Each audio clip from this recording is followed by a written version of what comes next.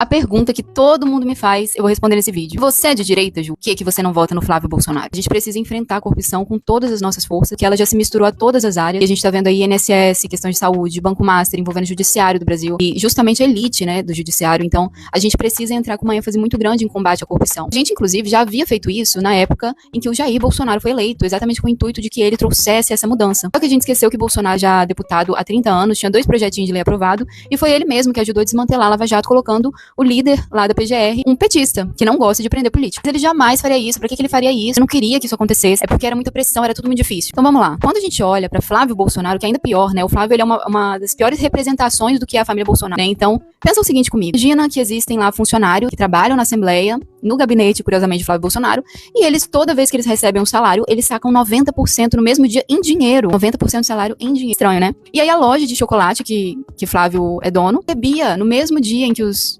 funcionários recebiam seu dinheiro, ele recebia valores em dinheiro vivo de compra de chocolate na loja. O próprio Queiroz, o chefe de gabinete do Flávio Bolsonaro, disse, ele assumiu que ele fazia rachadinha, que pegava o dinheiro e pagava em dinheiro a escola e os planos de saúde dos filhos do Flávio Bolsonaro. Lembrando que o Queiroz, ele não é amiguinho do Flávio, simplesmente. Ele é amigo de Jair Bolsonaro desde a época da Brigada Paraquedista lá no Rio de Janeiro, há muitos e muitos e muitos anos. Aí você vai falar também, né, existem associações supostamente feitas da família Bolsonaro com a milícia, né? E aí quando você vai ver, e aqui eu não tô acusando ninguém, mas se a gente for parar pra pensar, tem algumas coisas estranhas, né? Sabe, já isso tá em processo, que um policial militar comprou mais de 20 mil reais em panetone na loja do Flávio em dinheiro, 20 mil reais em dinheiro de panetone, entendeu? Além disso, o mesmo policial também disse que pagou 16 mil num boleto pro Flávio, mas ele esqueceu que pagou, tipo, 16 mil reais, não sei, esqueci. Também se sabe que os servidores do gabinete de Flávio Bolsonaro, muitos deles, quando era horário de trabalho, eles deveriam estar trabalhando, o GPS deles mostrava que eles não estavam na Assembleia, inclusive um deles morava no Rio de Janeiro, ou seja, ele era claramente um funcionário fantasma da... Claro que o Lula é muito pior. Lula é um bandido nojento, o PT é uma gangue, aquilo ali